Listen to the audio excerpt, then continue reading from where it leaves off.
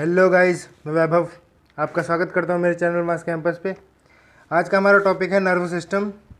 तो चलिए हम ये जान लेते हैं कि हम आज नर्वस सिस्टम में क्या क्या पढ़ेंगे।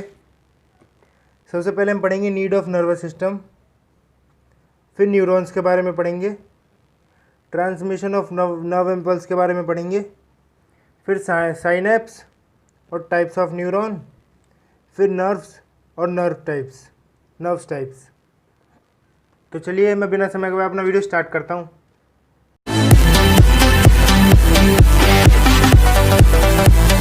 सबसे पहले हम बात कर लेते हैं नीड क्या होती है हमारे नर्वस सिस्टम में। हमारी बॉडी में नर्वस सिस्टम का नीड क्या होता है। तो हमारी बॉडी में नर्वस सिस्टम का नीड सबसे पहला होता है कि ये कीप अस, ये हमें बाहर के इन्वायरमेंट से हमें इन्फॉर्म्ड रखता है कि हमारे आसपास में क्या हो रहा है। तो it keeps us informed about outside world. हमारे आसपास में क्या क्या हो रहा है, ये नर्वस सिस्टम हमें इन्फॉर्म्ड रखता है। किस चीज़ से? नर्वस सिस्टम हमें स्किन से इन्फॉर्म्ड रखता है, टंग, सेंस ऑर्गन्स समझ लीजिए सेंस ऑर्गन्स। दूसरा है नर्वस सिस्टम हमारी बॉडी में होता है तो हम ना सोच सकते हैं, कुछ भी सोच सकते हैं। वी कैन थिंक, कुछ याद कर सकते हैं, रिमेंबर, या किसी का रीज़न बता सकते हैं, रीज़न आउट। किसी की चीज़, कोई आपसे कोई चीज़ पूछता है तो आप उसको रीज़न आउट कर सकते हैं। तीसरा फ़ायदा हमारे बॉडी में नर्वस सिस्टम का है कि ये सारे वॉलंटरी एक्शंस को क्या कहते हैं, सारे वॉलंटरी एंड इनवॉलंटरी एक्शंस को कंट्रोल करता है। Control all voluntary and involuntary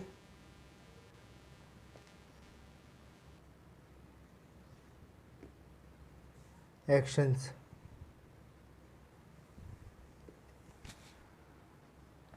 फिर हम न्यूरॉन्स के बारे में पढ़ लेते हैं।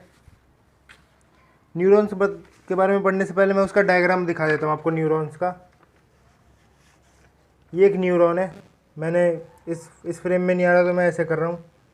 तो ये एक न्यूरॉन है, ये टॉप है, समझ लीजिए ये टॉप है और ये बॉटम।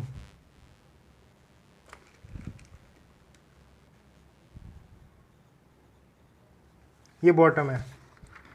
तो इसके पार्ट्स में एक एक करके आपको समझाऊंगा। और इसके ये जो है ये 3 पार्ट्स में डिवाइड है। सबसे पहला ये डेंड्राइट्स होते हैं। ये जो ब्रांच लाइक दिख रहे देख सकते हैं आप, इसको छोड़ के ये जो लीफ लाइक ऐसे निकले हुए हैं, ये सब इन्हें डेंड्राइट्स बोला जाता है।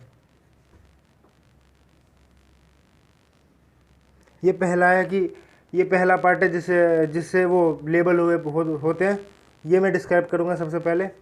उसके बाद एक सेल बॉडी, ये जो पूरा सेल दिख रहा है इसे सेल बॉडी कहते हैं। इसके और कई नाम है, मैं आगे जाके बताऊँगा आपको। ये सेल बॉडी है, ये दूसरा पार्ट, और ये पूरा पार्ट, ये पूरा।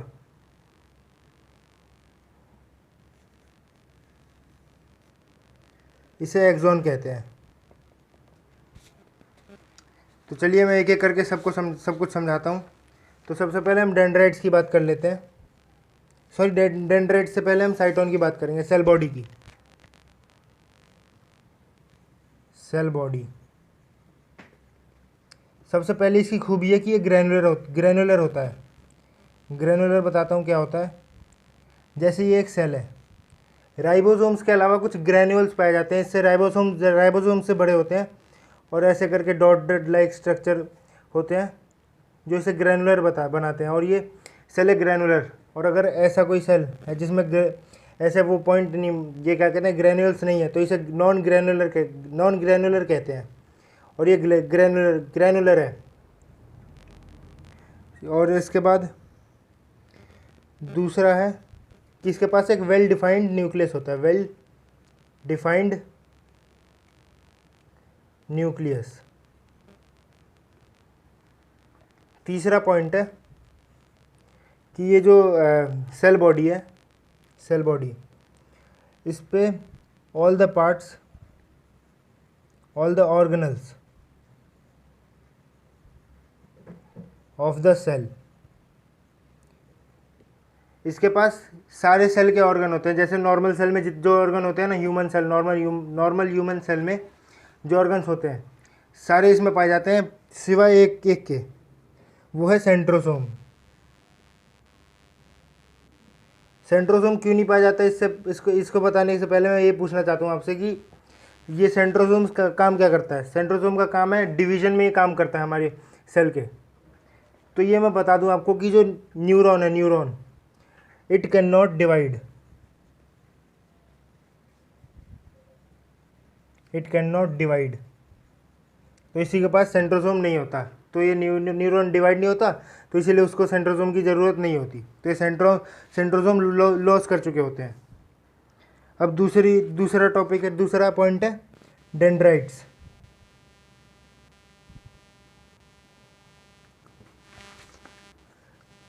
डेंड्राइट्स में ये सब आते हैं, ब्रांचेस जैसे दिख रहे हैं ना आपको, ये डेंड्राइट्स हैं। तो सबसे इससे पहले मैं सेल बॉडी के पार्ट्स लेबल कर देता हूँ। ये आपका वेल डिफाइंड न्यूक्लियस है,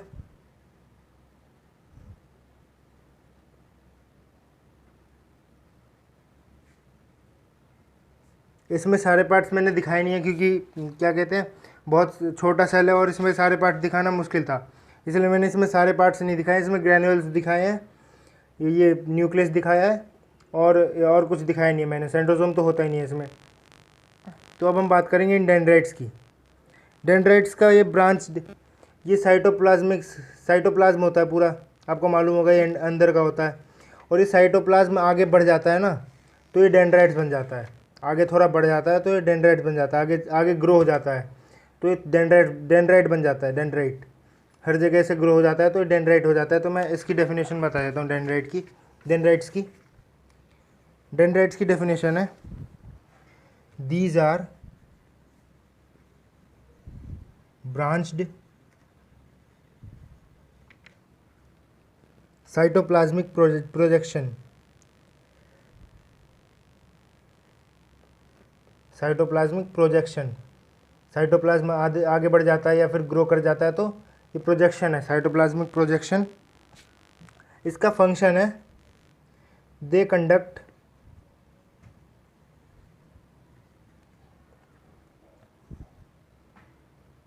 nerve impulses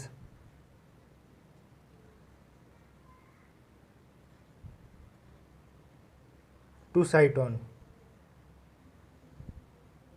ये मैं आपको बता दूं कि अगर ये न्यूरॉन है, न्यूरॉन, तो इस पूरे न्यूरॉन में सबसे पहले जो वो नर्व इम्पल्स आता है तो वो डेंड्राइट्स पे आता है, फिर वो साइटोन पे जाता है, फिर वो एक्सोन के थ्रू दूसरे न्यूरॉन पे जाता है। तो ये आप डेंड्राइट सबसे पहले नर्व इम्पल्स लेता है और वो साइटोन को दे देता है। अब हम अगले पार्ट की बात करेंगे। अगला पार्ट है एक्सॉन, पूरा का पूरा एक्सॉन है ये। एक्सॉन में पहले लेबल करके बता देता हूँ। एक्सॉन बहुत बड़ा है तो एक्सॉन को लेबल करना थोड़ा मुश्किल है, एक एक करके मैं लेबल करूँगा। तो ये पूरा ये जो कैनाल दिख रही है आपको, इसे एक्सॉन कहते हैं। ट्यूब लाइक कैनाल है, इस पूरे को एक्सॉन कहते हैं। और क्या कहते हैं, इसके ऊपर एक एक शीट होती है, माइलिन शीट। ये शीट जो होती है वो इंसुलेटिंग शीट होती है, इंसुलेटिंग शीट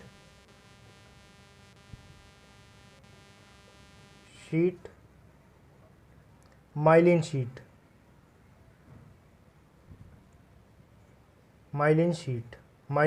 ठीक है। अब इस माइलिन शीट के ऊपर एक और शीट होती है, बहुत थिन होती है, बहुत ज़्यादा थिन, मतलब थोड़ी सी कवर्ड होती है। और उस शीट को बोला जाता है न्यूरोलेमा।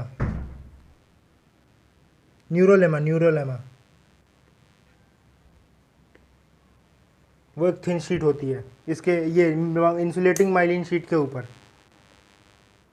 अब एक और पार्ट आता है, जैसे आपको ये इसके बीच का एक गैप दिख रहा है, हर सेल के बीच का एक गैप, ये गैप इधर हर जगह दिख रहा है, तो इस गैप को हम बोलते हैं नोड ऑफ रेनवियर। ये नोड ऑफ रेनवियर है। और हम अब आगे बात करेंगे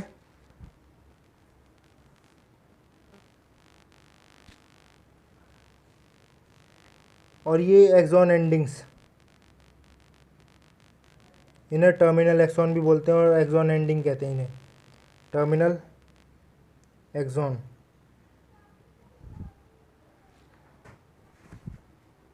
अब हम एक्सॉन को डिस्क्राइब करेंगे।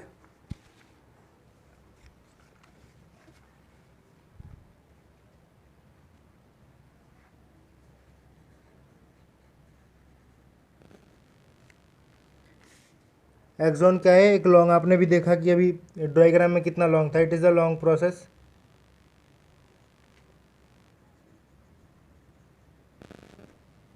दूसरा है ये साइज में वेराई करता है बहुत ज़्यादा, वेराई इन साइज। कभी कभी ये मिलीमीटर में भी होता है और कभी कभी मीटर में भी हो सकता है, और मीटर, उसकी लेंथ मीटर में भी हो सकती है और मिलीमीटर में भी हो सकती है। अब मैं वो उसी के पार्ट के बारे में बताऊंगा कि इसके ऊपर it is covered by a thin insulating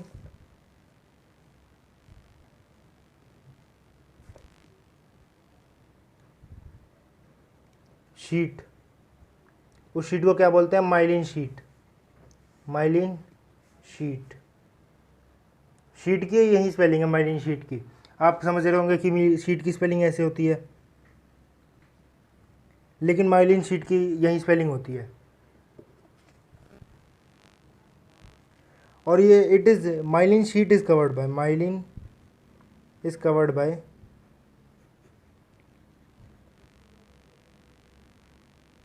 is covered by a thin layer called न्यूरोलेमा।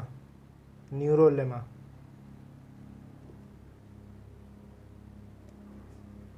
इसका चौथा पॉइंट है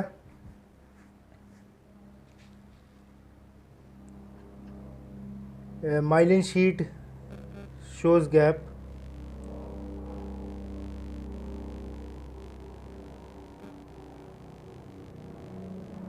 and these gaps are called node of Ranvier.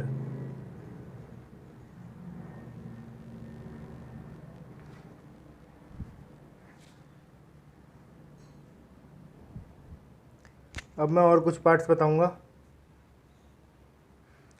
अब मैंने उससे पहले मैं एक ये डायग्राम दिखा रहा हूँ। आपने यहाँ पे ये ख़त्म होते हुए देखा था एक्सॉन को। अब ये जो यहाँ पे कुछ थिन थिन से बल्ब्स होते हैं, बल्ब्स, यही बल्ब होते हैं जो क्या कहते हैं, इम्पल्स को जंप करवाते हैं दूसरे नर्व इम्पल्स तक। अब उस नर्व इम्पल्स को क्या, दूसरे नर्व तक, दूसरे न्यूरॉन तक, ठीक है। दूसरे न्यूरॉन और इस न्यूरॉन के बीच में एक गैप होता है, छोटा सा गैप होता है दूसरे न्यूरॉन के बीच में। और न्यूरॉन का कौन सा पार्ट होता है जिसके बीच में गैप होता है? इसके साइनैप, इसके एक्सॉन से इसके डेंड्राइट के बीच, किसी और के डेंड्राइट के बीच में गैप होता है। उस गैप को हम बोलते हैं साइनैप्टिक क्लेफ्ट। ये इसके बीच के गैप होता है और एक केमिकल प्रोड्यूस होता है जिससे ये जंप कर जाता है। क्या कहते हैं, नर्व इम्पल्स जो यहाँ से आता है और यहाँ पे एक केमिकल प्रोड्यूस होता है इसके बल्ब में, जिससे जंप कर जाता है ये, ठीक है। तो यहीं तक थे ये इसके पार्ट्स। अब मैं आगे का पढ़ाऊँगा। अब मैं ट्रांसमिशन ऑफ नर्व इम्पल्स को पढ़ाऊँगा। ट्रांसमिशन ऑफ नर्व इम्पल्स तो वैसे भी सिलेबस में नहीं है, लेकिन मुझे लग रहा है कि वो कभी भी सिलेबस में आ सकता है, तो मुझे टेंशन नहीं लेना ज़्यादा, एक और वीडियो इस चीज़ का नहीं बनाना, तो इसलिए मैं अभी पढ़ा देता हूँ इसमें, इसका ट्रांसमिशन ऑफ नर्व इम्पल्स का। तो ट्रांसमिशन ऑफ नर्व इम्पल्स कुछ ज़्यादा हार्ड नहीं है। उसमें ये देखिए, इससे वो नर्व इम्पल्स पास होता है। जैसे एक्सॉन समझ लीजिए, ये एक्सॉन है, एक्सॉन के बाहर बाहर पॉजिटिव चार्ज्ड पार्टिकल्स होते हैं।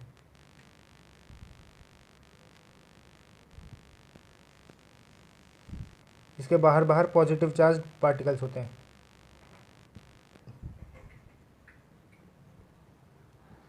और इसके अंदर नेगेटिव, ठीक है। लेकिन जब क्या कहते हैं कोई इम्पल्स आता है, कोई जैसे आपने किसी पिन को छू लिया तो और आपको अपना हाथ हटाना है, तो इसके लिए एक इम्पल्स आता है। और इस इम्पल्स, ये इम्पल्स बनता कैसे मैं बता देता हूँ। ये एक्टिव ट्रांसपोर्ट से बनता है।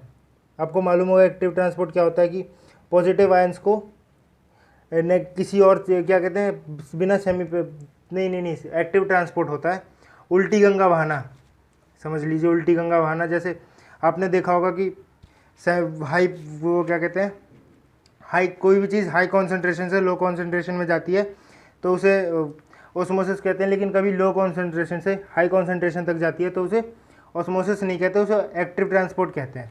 और उस एक्टिव ट्रांसपोर्ट एनर्जी मांगता है, एनर्जी चाहिए उसके लिए, तो वो एनर्जी आती है। और ये जो पॉजिटिवली चार्ज, वैसे तो नेगेटिवली पॉजिटिव के पास जाते हैं, लेकिन ये जो पॉजिटिवली चार्ज पार्टिकल्स होते हैं ये इसमें जंप कर जाते हैं जब कोई इम्पल्स आता है तो फिर इसके बाद ऐसा कुछ हो जाता है, ये नेगेटिव हो जाता है और इसका ये जो पार्ट जहाँ पे जंप किया है इन्होंने तो वो पॉजिटिव हो जाता है और बाकी सब वैसे ही रहता है।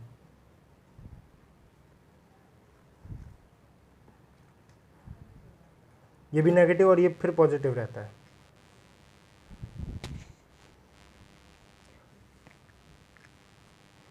इस पूरे रीजन को हम बोलते हैं पोलराइज्ड रीजन, पोलराइज्ड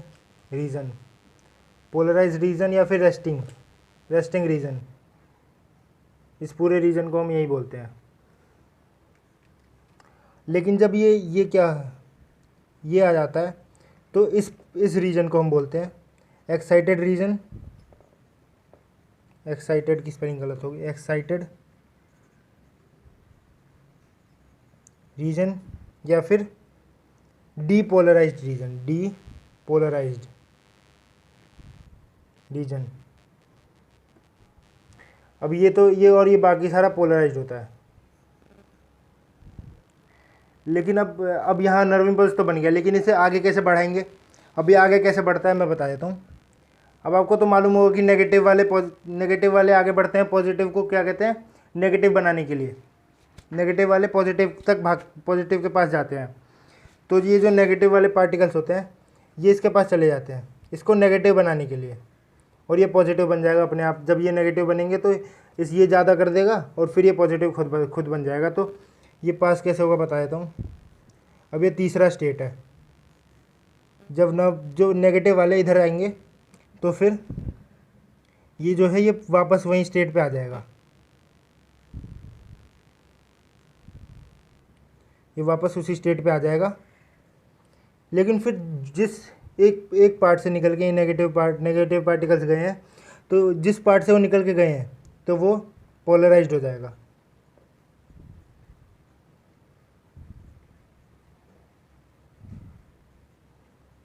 और बाकी सब ठीक रहेगा, वैसे ही रहेगा। और ये इस फेज को इस पार्ट को क्या बोलेंगे हम, डीपोलराइज्ड और एक्साइटेड, डीपोलराइज्ड और एक्साइटेड। और इसको तो हम पोलराइज्ड बोलेंगे ही, इसको पोलराइज्ड बोलेंगे। लेकिन जो ये पार्ट है इसको हम बोलेंगे रीपोलराइज्ड। ये एक्साइटेड रहेगा, ये सब रेस्टिंग रहेंगे। और ऐसे ऐसे करके नेगेटिव पार्ट्स यहाँ पे आएंगे और ये पॉजिटिव पार्ट यहाँ पहुँच जाएगा। फिर ये नेगेटिव पार्ट्स यहाँ आएंगे तो ये वाला पॉजिटिव पार्ट यहाँ पहुँच जाएगा। ऐसे ही करके पॉजिटिव चार्ज आगे बढ़ते चलते हैं। और एक अब साइनेप्स की बात कर लेते हैं। साइनेप्स की डेफिनेशन आपको याद रखनी है क्योंकि ये पेपर में आ सकता है। साइनेप्स का डेफिनेशन है, synapse is the point of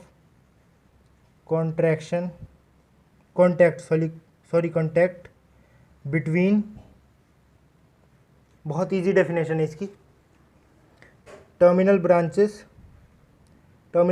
क्या थे? एक्सॉन एंडिंग्स थे, आपको मालूम होगा। Terminal branches of axon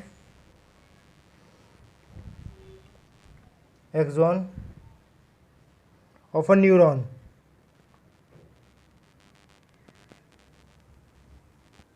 with the dendrites of another neuron.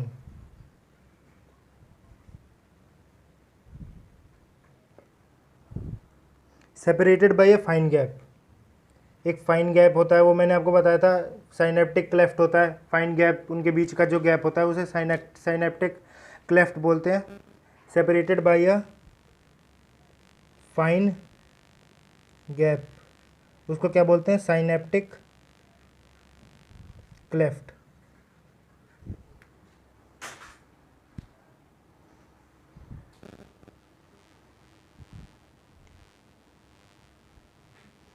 अब एक केमिकल रिलीज होता है जिससे क्या कहते हैं, साइनेप्टिक क्लेफ्ट है।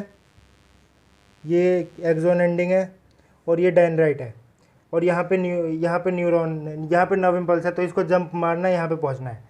तो यहाँ पे एक केमिकल रिलीज होगा, उस केमिकल का नाम क्या होगा? Acetyl Colin.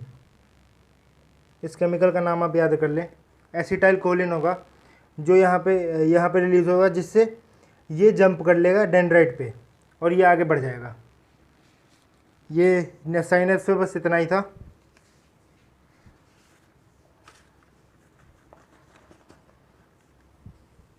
अब हम टाइप्स ऑफ न्यूरॉन्स पे आते हैं। टाइप्स ऑफ न्यूरॉन होता है, सबसे पहला सेंसरी न्यूरॉन।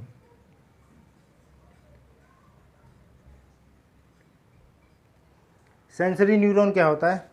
सेंसरी न्यूरॉन जानने से पहले हम एक और चीज़ जान लें कि एक रिसेप्टर होता है और एक इफेक्टर होता है।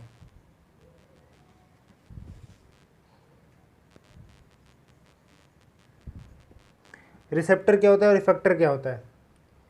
रिसेप्टर होता है जो सेल कोई क्या कहते हैं स्टिमुली रिसीव करता है, मतलब कहीं आपने पिन को हाथ से छुआ, तो जैसे ये मैंने पिन है, इसको हाथ से छुआ, अगर जो ये वाला सेल होगा, यहाँ पे जो सेल होगा, ये होगा रिसेप्टर।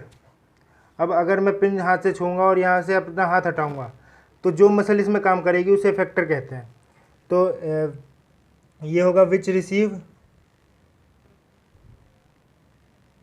स्टिमुलाई, और इफेक्टर क्या होगा? विच गिव्स क्या कहते हैं एक्शन, या फिर क्या कहूँ, एक्शन ही समझ लीजिए, जैसे कि हाथ हटा दिया या फिर ऐसे ही कर दिया। तो जो सेंसरी न्यूरॉन होता है, सेंसरी न्यूरॉन, ये न्यूरॉन कनेक्टेड होता है हमारे उससे, क्या कहते हैं, रिसेप्टर से, कनेक्टेड टू रिसेप्टर। ये क्या करता है हमारा काम? ये जो न्यूरॉन है ये transmit nerve impulse from receptor to brain और स्पाइनल कॉर्ड। सीएनएस समझ लीजिए। सीएनएस में आगे अगले वीडियो में बताऊंगा सीएनएस क्या क्या होता है। सीएनएस और दूसरा इफेक्ट, ये क्या कहते हैं, मोटर न्यूरॉन। ये इफेक्टर से कनेक्टेड होता है, कनेक्टेड टू इफेक्टर से कनेक्ट होता है। तो ये जो होता है मोटर न्यूरॉन इफेक्टर से कनेक्ट होता है, तो ये क्या करेगा, ये इम्पल्स को ट्रांसमिट रिस्पॉन्स फ्रॉम सीएनएस से इफेक्टर तक वो क्या कहते हैं, सीएनएस वो क्या कहते हैं, वो इम्पल्स को सीएनएस से इफेक्टर तक पहुंचाता है मोटर न्यूरॉन। अब एक और न्यूरॉन आता है, आखिरी न्यूरॉन है एसोसिएटिव एसोसिएशन न्यूरॉन। ये जो न्यूरॉन है it connects motor neuron and sensory neuron.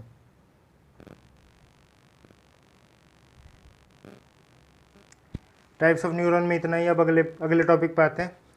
अगला टॉपिक है नर्व्स। हमारी बॉडी में नर्व्स क्या होते हैं? तो नर्व्स मैं बता देता हूँ। जो एक्सॉन आपने पढ़ा होगा, एक्सॉन, बहुत सारे एक्सॉन जो होते हैं, एक्सॉन अगर एक ग्रुप में आ जाते हैं और उनको एक थिन शीट में कवर कर दिया जाता है तो उसे नर्व कहा जाता है। उस पूरे ग्रुप को और जो थिन शीट को मिला के उसे नर्व कहा जाता है। नर्व में इट इज़ अ बंडल, इसकी वो डेफिनेशन लिख देता हूँ। It is a bundle of nerve fibers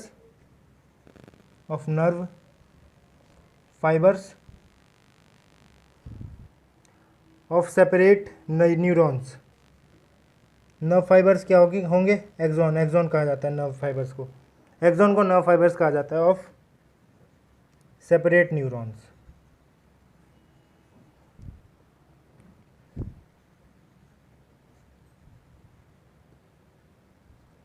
covered by tubular sheet.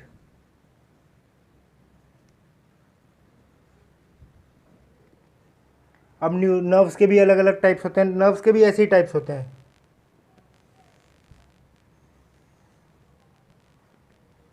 Sensory होता है, मोटर होता है, लेकिन एसोसिएशन की जगह कुछ और होता है।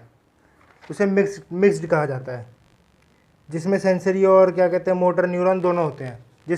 जिस ट्यूबुलर शीट में सेंसरी और मोटर न्यूरॉन दोनों होते हैं उसे वो मिक्स्ड न्यूरॉन्स, मिक्स्ड नर्व्स कहते हैं। तो सेंसरी न्यूरॉन क्या? सेंसरी नर्व तो आपको पता होगा क्या होगा, कनेक्टेड टू द रिसेप्टर, और इसी के जैसा है सब। इसका आपको पता होगा सेंसरी न्यूरॉन की तरह ही होगा। तो मैं इसका बस एग्जांपल बता देता हूँ कि इसमें सिर्फ सेंसरी न्यूरॉन क्या होगा। Sensory nerve contains only sensory neuron. Neuron और नर्व में कंफ्यूज मत होना, सेंसरी न्यूरॉन, ठीक है। और इसका एग्जांपल बता देता हूँ मैं। Optic nerve.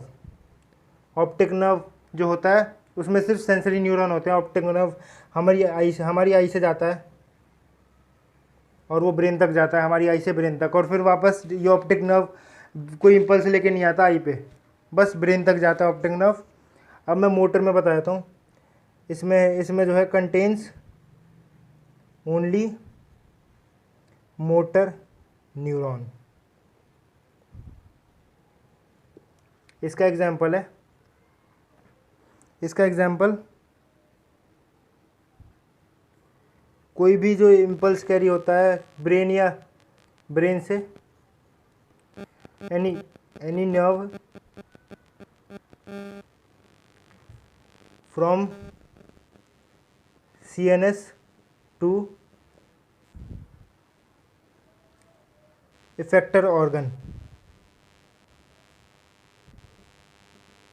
आपको पता नहीं होगा लेकिन जो मसल होता है, मसल के हर टिप पे एक न्यूरॉन होता है, ठीक है। तो उसके हर टिप पे लगाने के लिए बहुत सारे एक्सॉन होंगे और उस एक्सॉन को मिला के एक बंडल बन जाएगा ट्यूबुलर शीट में, उसे एक्सॉन कहेंगे, उसको नर्व्स कहेंगे। अब मिक्स्ड के बारे में बता देते हैं। मिक्स्ड में कंटेन्स